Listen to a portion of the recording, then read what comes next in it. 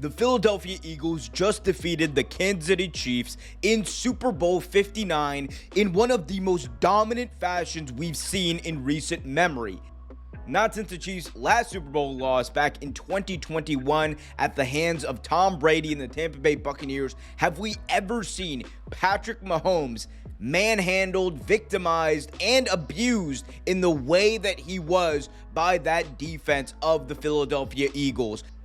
With the story being that defense, along with the stellar play of quarterback Jalen Hurts, led the Eagles to their second ever Super Bowl championship, the first with quarterback Jalen Hurts and head coach Nick Sirianni, and in stellar fashion, beating the Chiefs 40-22, ending their chances at a three-peat and also cementing themselves as the class of the NFL. And it all would not have been possible without the hard work of one guy, Jalen Hurts. And while you can definitely say that they would not be in the situation without the core pieces they have on defense, without the stellar play of guys like Cooper DeJean or Saquon Barkley, the fact of the matter is this game was not only a difference-making game as far as the Philadelphia Eagles go, and as far as the NFL goes, the Chiefs have been running a roughshod through the entire league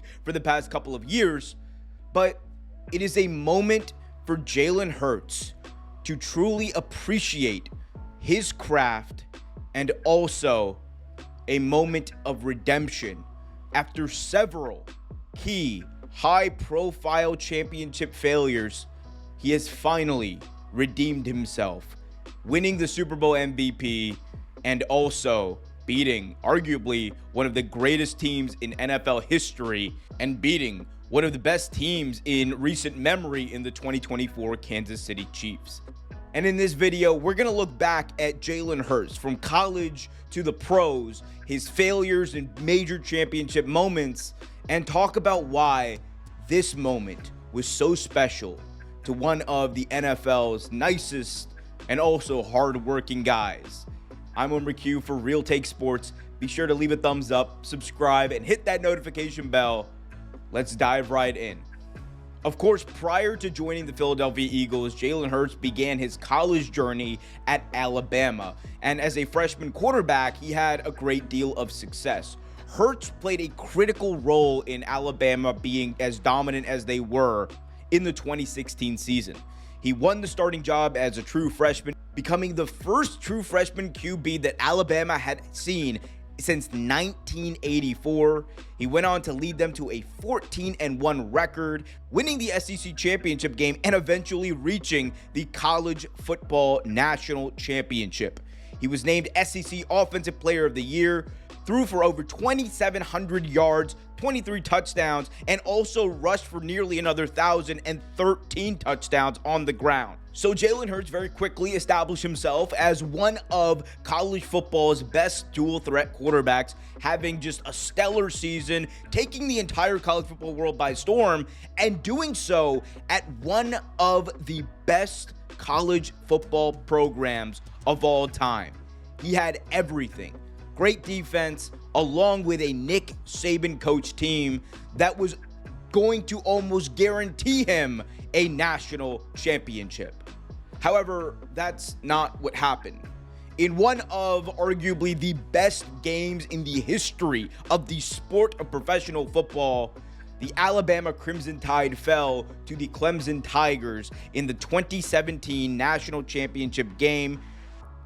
Despite Jalen Hurts having a stellar performance and even running in a 30-yard touchdown to give Alabama a late lead, Clemson quarterback Deshaun Watson was able to lead them down the field for a last-second victory, thus ending Jalen Hurts' chances of becoming a true freshman to win the national championship. And while the expectations for the 2017 season were sky high given what he accomplished in the previous year, no one could have seen what happened coming next, because things were about to get shaken up for Jalen Hurts in quite a spectacular way. 2017 started off pretty much the same as the previous year did. he started the entire season, leading Alabama to another national championship game, passing for over 2,000 yards, 17 touchdowns, rushing for another 855 and 8 touchdowns. And in that national championship game, everyone believed going in that Jalen was going to finally do it and lead Alabama to a national title, redeeming himself from the loss the previous year and etching his name in history as far as Alabama quarterbacks go. However, in that national championship game against the Georgia Bulldogs, Jalen Hurts struggled mightily, and he did so enough that Nick Saban eventually benched him in favor of freshman Tua Tagovailoa, replacing him at halftime. And as Tua led his team to a comeback, it was clear that the starting role for Jalen Hurts on this team was gone.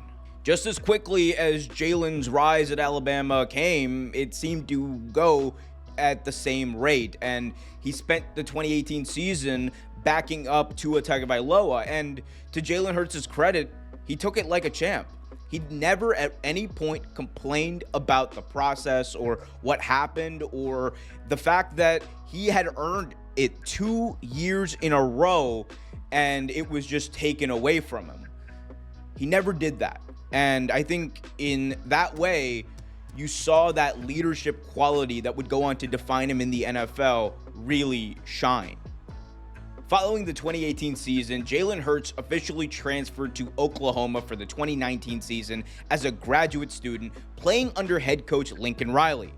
He won the starting job and put up elite numbers, becoming a Heisman Trophy finalist, passing for over 3,800 yards, 32 touchdowns, and 8 interceptions, while adding another 1,300 yards on the ground and 20 additional touchdowns. To put it bluntly, Jalen Hurts balled the fuck out, and this was exactly the way that people saw Jalen developing, despite not really playing a year and not being the starting quarterback at Alabama for the 2018 season.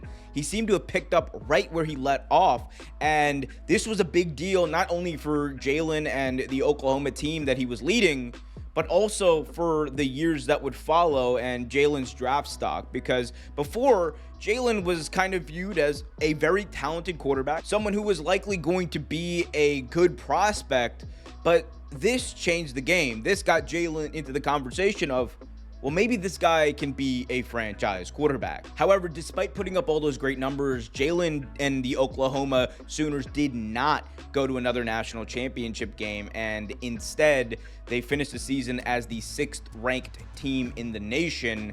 And this officially ended Jalen's time in college football. He was headed to the NFL draft, and as great as Jalen was in college, he was facing one big criticism as he entered the draft in 2020. And that was he a quarterback, or was he just another dual threat option? And I don't mean this in a derogatory way. I'm just trying to set the scene of what the NFL landscape has been until recent memory. We have heard this trait about dual threat quarterbacks not working out and not getting a chance in the NFL because of that. You know, that thing can work in college, but it can't really work in the pros. And for a very long time, that was the status quo in the NFL. If you were a very high value dual threat quarterback, they'd end up just changing you to the wide receiver when you entered the draft. And obviously for a lot of people, that hurt their draft stock, and that's not a position that naturally comes to many of these types of players. However, when Jalen Hurts came out in the draft, he came out during a time where the entire landscape of the NFL was changing. Gone were the days of people looking at dual threat quarterbacks as great athletes, but not good enough to play the position. And here was the time for dual threat quarterbacks to really shine. In the lead up to this, you had people like Michael Vick and Cam Newton really lay the groundwork for this to work in the NFL on a sustainable level. But Jalen Hurts was following in the footsteps just a couple of years before in people like Lamar Jackson, in people like Josh Allen, who showed that not only can this work as a flash in the pan, but this is the future of the position. And in that way, Jalen came into the draft at the perfect time because the winds were changing and Jalen was one of the perfect guys to be a part of this new landscape. And while he was eventually drafted in the third round of the 2020 draft, he wasn't seen as the franchise guy by the Philadelphia Eagles, who was, again, the team that drafted him. The Eagles had Carson Wentz, a guy who they had picked number 2 overall in the draft just a couple of years before. And at the time, no one could have seen what happened next because as fast as Jalen came in, he seemed to just kind of take over the offense. Carson Wentz struggled mightily and Jalen took over. And in his rookie year, while he only went 1-3, he did show a lot of potential. And the Eagles were also in a position where they were looking to see if Carson Wentz was truly going to be the guy and if they wanted to pay him to be the guy. And in the end, they found that they were better off trying to make it work with a young Jalen Hurts rather than Carson Wentz. So going into the 2021 NFL season, this was the Jalen Hurts show. And while 2021 was an up and down year for the Eagles and Hurts, 2022 is when everything changed. That is when Jalen Hurts had an MVP level season. In 2022, he led the Eagles to a 14-3 record, throwing for 22 touchdowns to 6 interceptions, completing 66% of his passes, and adding another 760 yards and 13 touchdowns on the ground, all en route to a Super Bowl appearance against, guess who? The Kansas City Chiefs. And Jalen Hurts, the guy who at this point was 0-2 in national championship games, had a chance to redeem himself. And he got this close. If it wasn't for a very, very questionable defensive PI call, we could be looking at Jalen Hurts as a 2-time Super Bowl champion right now. But that's not what happened. And Jalen Hurts also had a costly turnover that led to a Chiefs touchdown that ended up helping the Chiefs win that game. And the talk about Jalen being not good enough for the Philadelphia Eagles or just not good enough to be an elite quarterback continued. And this added to a legacy of championship failure for Jalen Hurts. He is really good in some situations and he's really awesome and great and we love everything that he does and he says all the right things, but he's not really the guy. He's not up there with Lamar Jackson, Josh Allen, Patrick Mahomes, Joe Burrow. That's what the narrative was. But in 2024, Jalen Hurts set out to change that.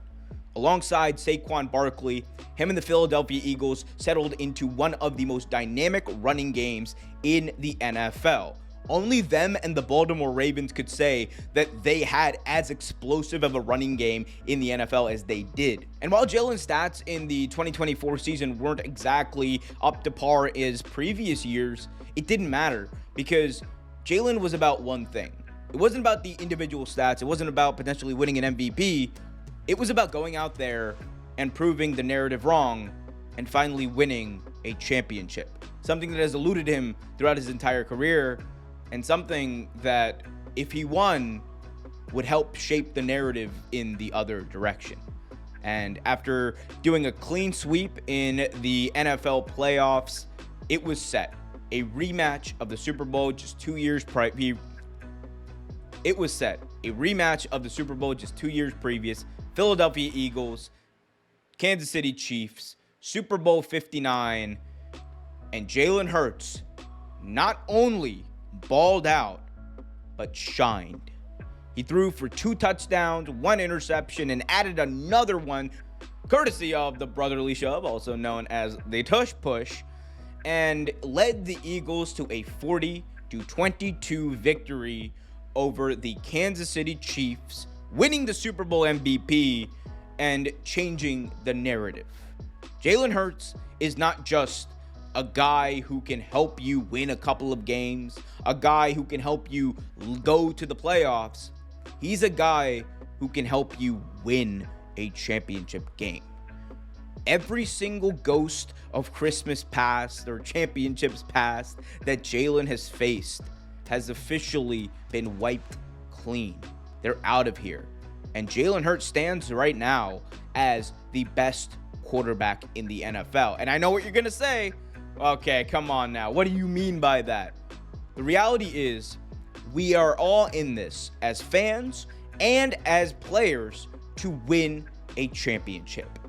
And when you do that, you earn the right as a team to call yourself the best. And when you play to the level of Jalen Hurts, it might not be in the long run. It might not be for the entire 2025 season. But on February 9th, 2025, Jalen Hurts, when it mattered, proved that he was the best player on the best team on the football field in the NFL's biggest game. And if that isn't greatness, I don't know what is. But let me know in the comments section what you guys think. Am I out of my mind? Am I losing it all? Is Jalen Hurts really not an elite quarterback? Let me know in the comments section. Also, be sure, if you haven't already done so, to smash that thumbs up, subscribe, and hit that notification bell so you get notified whenever a new video is released. Until next time, I'm Omer Q for Real Take Sports. Be happy, be healthy, and as always, keep it real.